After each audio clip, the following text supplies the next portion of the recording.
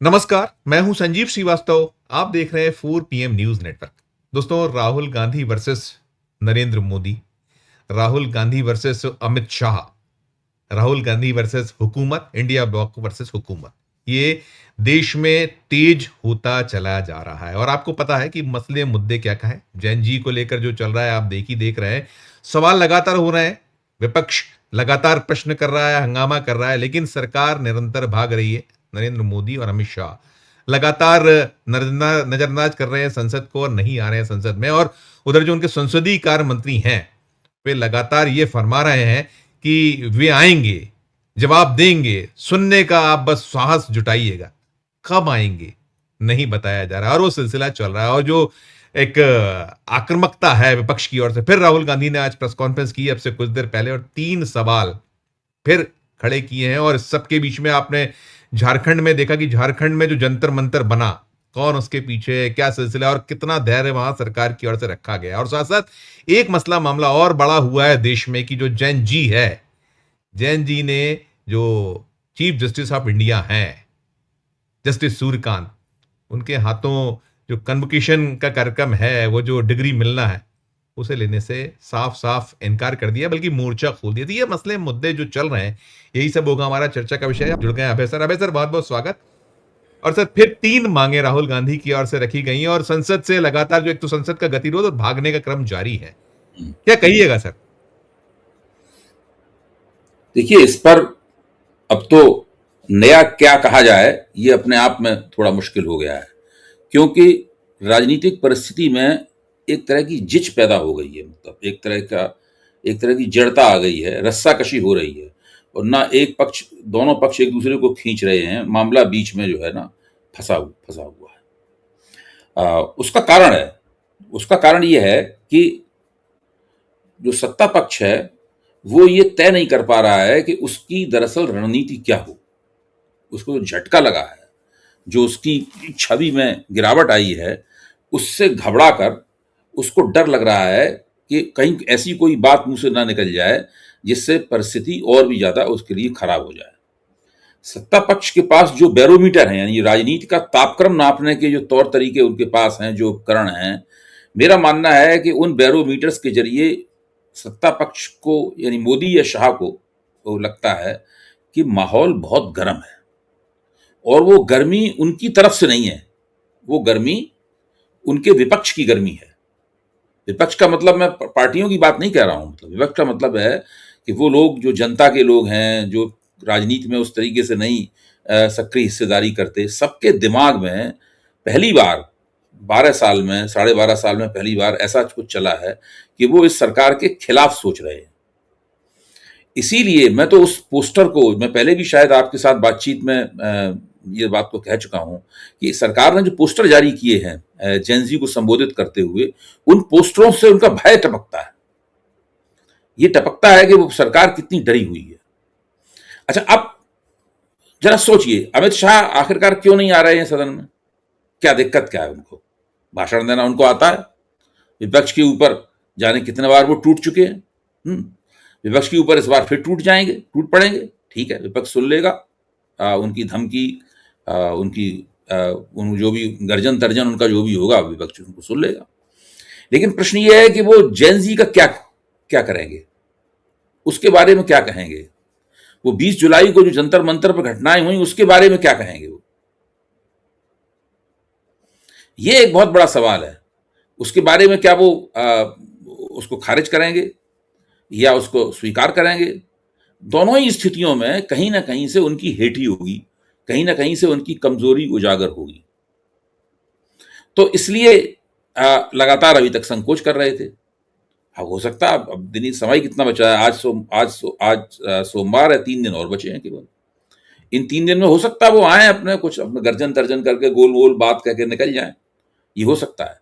लेकिन इस बात का पूरा खतरा है कि जिस तरह का उनके बोलने से माहौल बनेगा, उससे फिर से उनकी छवि में और ज्यादा गिरावट हो, उनके लिए और ज्यादा परेशानियां हों।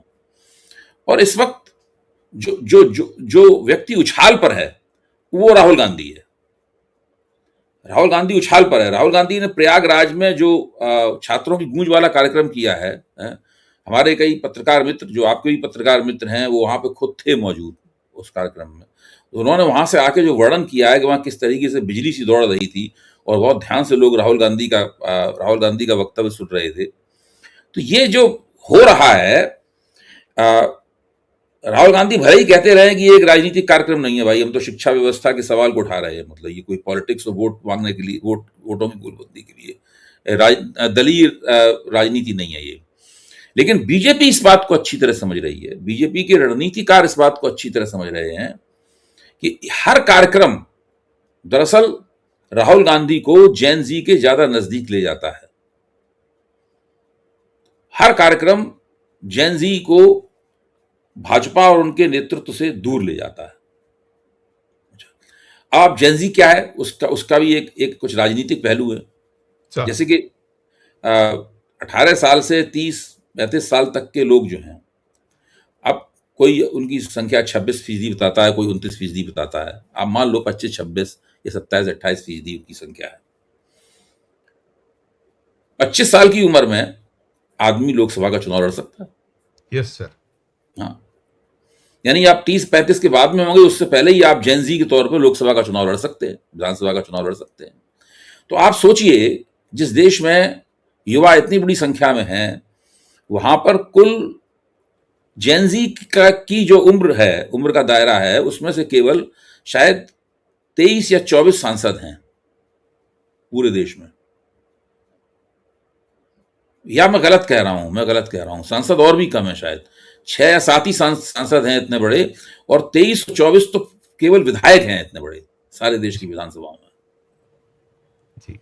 यानी उनकी जो राजनीतिक नुमाइंदगी है इस उम्र के लोगों की, वो बहुत ही कम है, ना के बराबर राजनीतिक नुमाइंदगी है। अच्छा, अब उनकी जब कोई राजनीतिक नुमाइंदगी भी नहीं होगी, सरकार उनकी बात सुनने के लिए तैयार नहीं है, तो जाहिर है कि किसी न किसी रूप में उनका विस्फोट तो होगा ही। अच्छा, और ये लोग पढ़े लिखे हैं, ये लोग सोशल मीडिया के न केवल उपभोक्ता हैं, बल्कि सोशल मीडिया के रचनाकार भी हैं। सोशल मीडिया के जरिए अपनी क्रिएटिविटी, अपनी रचनाशीलता दिखाते हैं। तो ऐसी स्थिति में मैं ये मानता हूं कि मोदी सरकार ने और राष्ट्रीय स्वयंसेवक संघ ने सपने में भी नहीं सोचा होगा कि ऐसी परिस्थिति बन जाएगी। तो सोचते होंगे, भाई हमारी टक्कर किससे है? हमारी टक्कर कांग्रेस से है, हमारी टक्कर समाजवादी पार्टी से है, हमारी टक्कर डीएमके से है, हमारी टक्कर टीएमसी से है, हमारी टक्कर आरजेडी से है, इनसे हमारी टक्कर है। और इनसे टक्कर लेने की विधियां उन्हें पता है। Yes sir, yes. इनसे कभी कभी हार भी जाते हैं, कोई बात नहीं, और ज्यादातर हराते हैं, ऐसी बात नहीं, कभी कभी इनसे हार भी जाते हैं, लेकिन ज्यादातर मामलों में हराते हैं।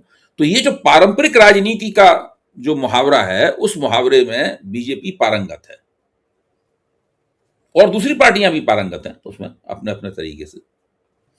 लेकिन जैन जी ने जब इस मंच के ऊपर पदार्पण किया, तब एक बिल्कुल वो ऐसे नए खिलाड़ी के रूप में सामने आया, जो बॉल को इस तरीके से खेल रहा है जो इन पार्टियों की जो युक्तियां हैं, उनके जो हथकंडे हैं, खासतौर से भाजपा के, उनसे वो प्रभावित ही नहीं होता।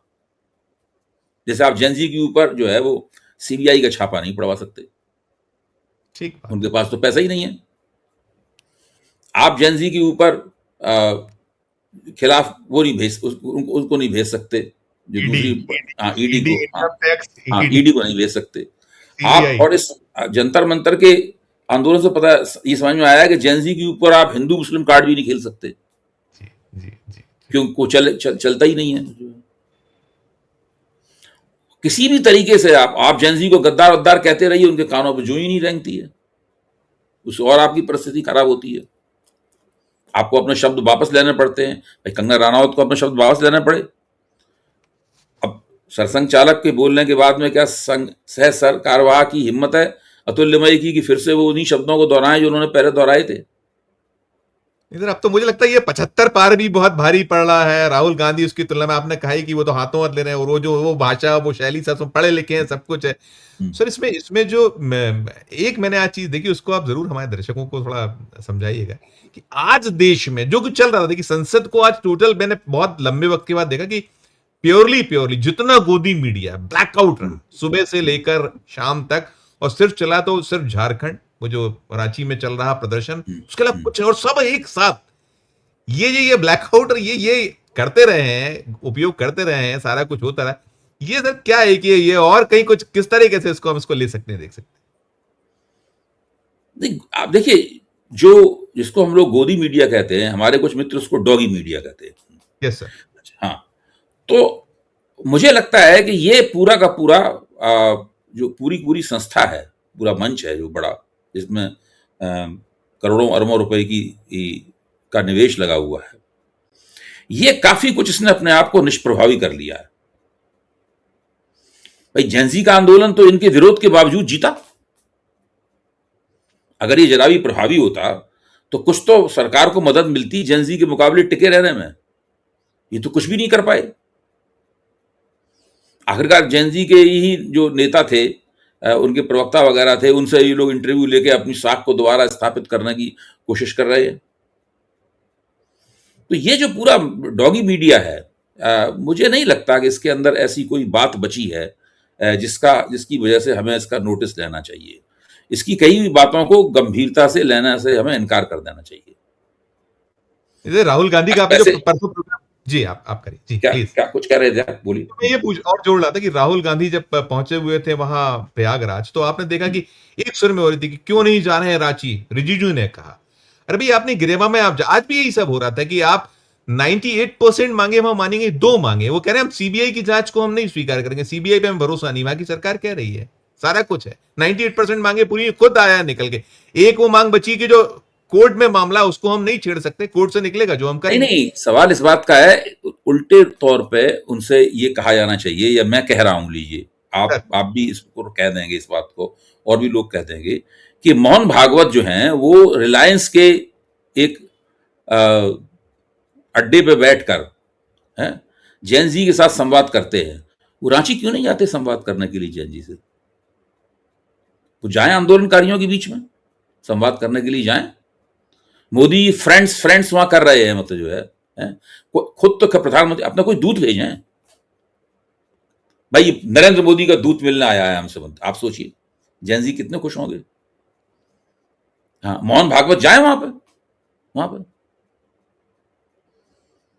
राहुल गांधी से क्या बोल रहे हैं? राहुल गांधी ने थोड़ी ना वो आंदोलन चलाया है।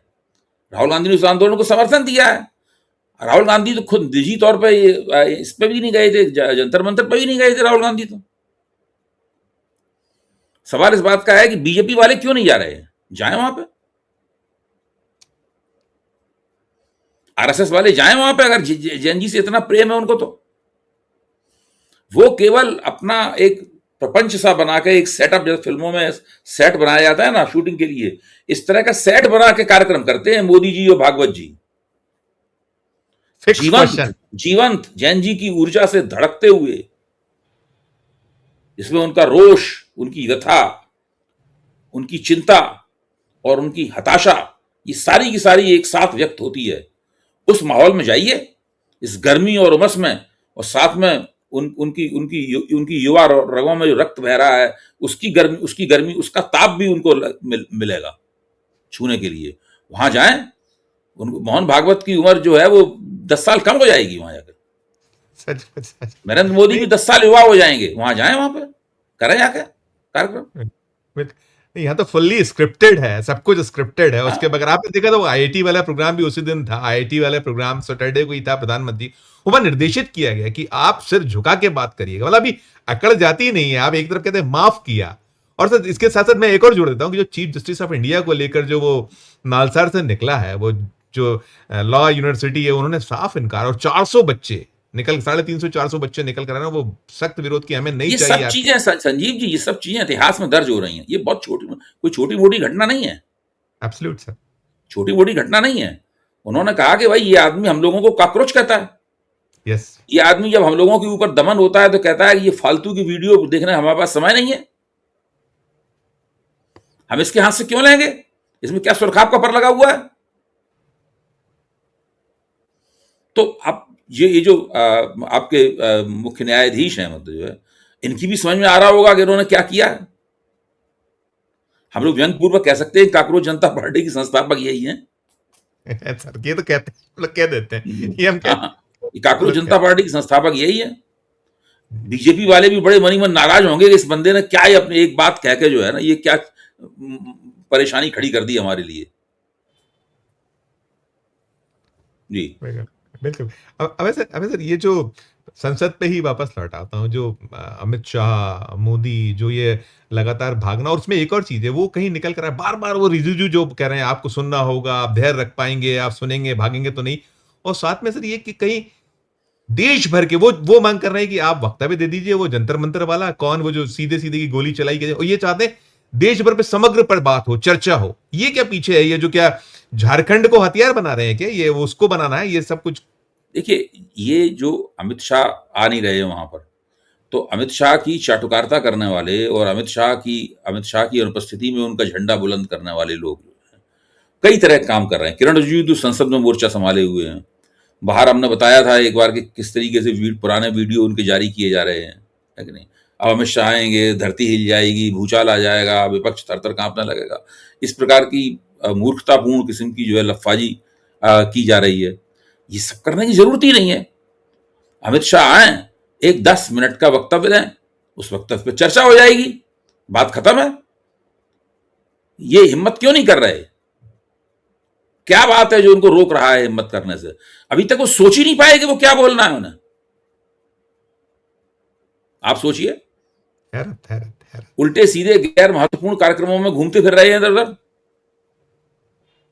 और देश की संसद में जहां रोज उनका नाम लेकर बुलाया जाता है कि आइए आइए बहस कीजिए, अब तो चर्चा कीजिए, वहां नहीं जाते। अभी अभी सर ये भी देखा, वो जो राहुल गांधी जी ने जो डिमांड की, और अभी बहुत सारे इतने विषय हैं कि जिस पर कोई चर्चा हो ही नहीं पाई है। जैसे राम मंदिर चंदा चोरी वाली आपने बात की, अभी भी उसी पे हो रहा था, उन्होंने डिमांड की, उस पर भी चर्चा कराई, वक्तव्य भी दीजिए जो 3 मांगे।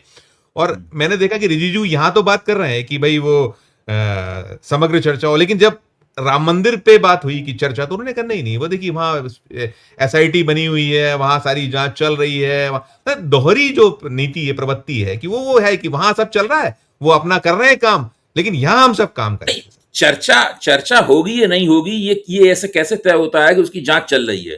पुलिस का काम जांच करना है, सरकारी एजेंसियों का काम जांच करना है। संसद संसद तो इन सबसे ऊपर है ना।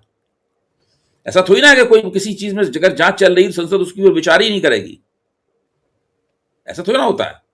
ये तो उसके ऊपर जांच से चर्चा से बचने के बहाने हैं, और विपक्ष उनका ये हथकंडा बिल्कुल हजम नहीं करेगा। भाई विपक्ष की तो 2 ही मांगे हैं, एक तो जंतर मंतर पर चर्चा हो और राम मंदिर पर चर्चा हो। और इन दोनों पे जब विपक्ष जोर डालता है, दरअसल वो मोदी सरकार की तो कुटाई उसमें होती है, राष्ट्रीय स्वयंसेवक संघ की भी कुटाई होती है उसके अंदर। अपने आप भी दोनों सिटपटा जाते हैं कि भाई अब इसमें क्या हमें जवाब देना पड़ेगा, बगलें झांकनी पड़ती हैं, इधर उधर की बातें करनी पड़ती हैं। ये स्थिति है इन लोगों की। सर जो इनके अंदर खाने में चल रहा है, चाहे भारतीय जनता अभी पार्टी तक हो, क्या होता था संजीव जी, कि भाजपा फंसती थी चक्करों में, संघ नहीं फंसता था। संघ किसी तरीके से उससे दूरी बनी रहती थी। ये 2 मामले ऐसे हैं जिसमें संघ भी सीधा फंसा हुआ है। राम मंदिर में इसलिए कि पूरा राम मंदिर का प्रबंधन वगैरह सब उसी के पास था, हर आदमी उन्हीं का था। और जेनजी वाला प्रकरण इसलिए क्योंकि वो शिक्षा जी के पद से जुड़ा हुआ है, जो कि राष्ट्रीय स्वयंसेवक संघ के हाथ में है। सर। तो इन दोनों मामलों में राष्ट्रीय स्वयंसेवक संघ की प्रतिष्ठा की जबरदस्त क्षति हुई है, और इसको संघ भी समझ रहा है। संघ भी समझ रहा है, इसीलिए मोहन भागवत ने चालाकी करते हुए अतुल्यमय वगैरह सबको खामोश किया, और फिर वहां पे बन चुन के बैठे, वहां पे नाटकीय किस्म की मीठी मीठी बातें की, लल्लो चप्पो की वहां पे। तो वो ये सब चलेगा नहीं, मैं बताऊं। ये इसलिए नहीं चलेगा क्योंकि जिन लोगों से आप बात कर रहे हैं वो आपके आपके हथकंडों से प्रभावित होने वाले नहीं हैं। वो कुछ और किस्म के लोग हैं। वो ऐसे नेता नहीं है जिनको आपने डिकोड कर लिया है। वो एक ऐसे लोग हैं जिनको आपने अभी डिकोड नहीं कर पाया है। आपको नहीं पता है कि दरअसल भीतर बाहर से ये मामला है क्या। अब सर ये जो मैंने पूछ रहा था कि बीजेपी आरएसएस जो अंदर खाने में सब घटनाक्रम हो रहे हैं, मेल मुलाकातें, विमर्श, चर्चा और जो होता है इन लोग के यहाँ तमाम, और इन सब के बीच में एक उत्तर प्रदेश से हम देख रहे थे, आपने भी उसको देखा होगा, बीते जो 36 घंटे 48 घंटे के बीच का एक घटनाक्रम 36 घंटे का, वो आनंदीबेन पटेल जो दोनों एक दूसरे का फूटने आंख नहीं सुनाते, उनका एक जो वक्तव्य गोरखपुर से निकल कर आया और फिर दिल्ली भी हुई, मुलाकात भी हुई, इसको कैसे हम डिकोड किया जाए, क्या है इसके पीछे?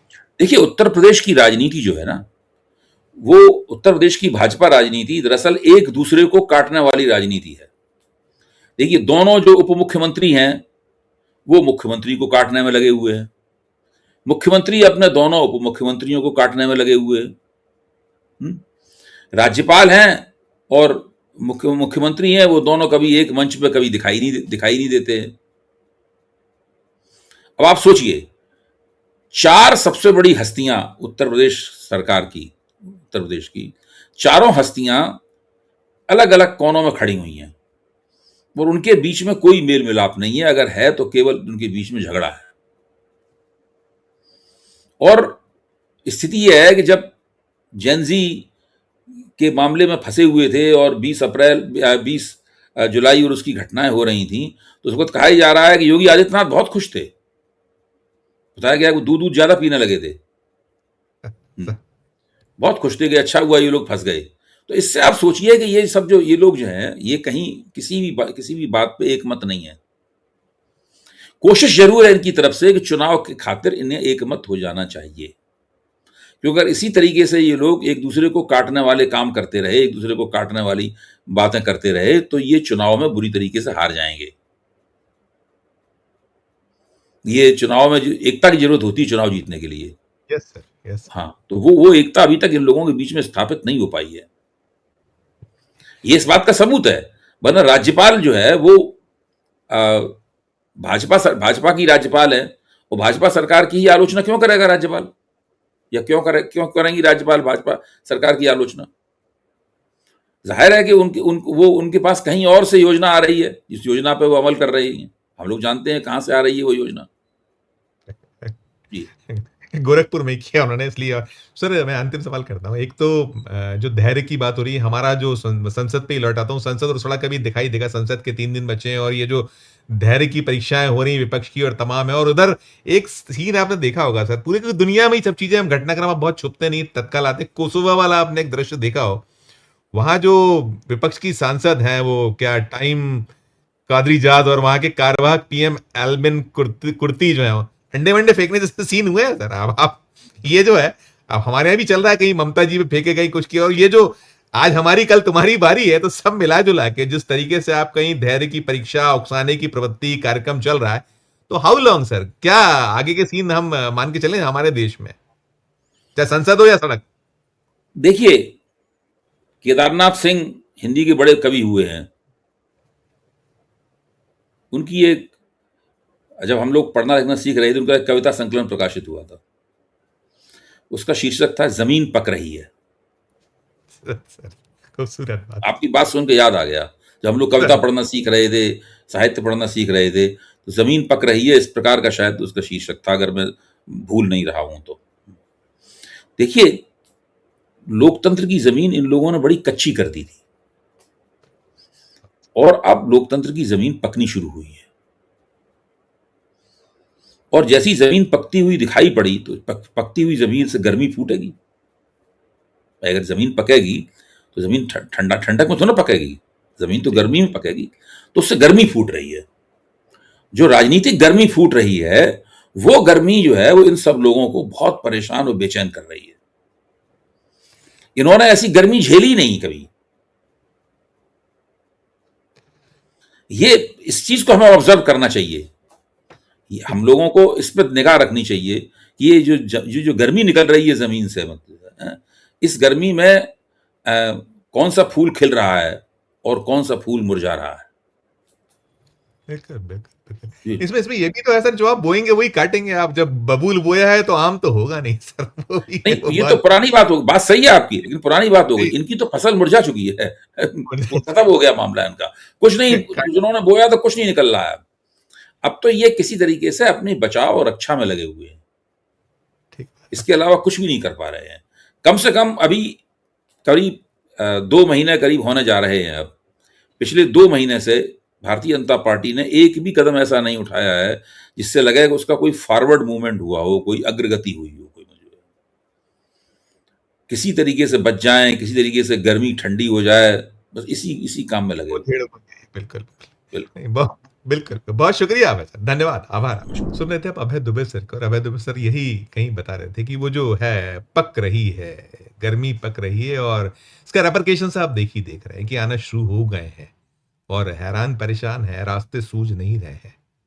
पूरी चर्चा को सुनने के बाद आपकी अपनी जो राय हो, आपकी अपनी जो टिप्पणी हो, ज़रूर हमारे इस वीडियो के कमेंट में आकर राय प्रकट कीजिए, टिप्पणी कीजिएगा, और अच्छी लगे हमारी ये चर्चा तो चैनल को लाइक कीजिए, सब्सक्राइब कीजिए, ज्वाइन का बटन दबाइए तो हमारी हौसला अफजाई होगी, प्यार और उसने मेरा, फिर देखते रहिए 4 PM न्यूज़ नेटवर्क।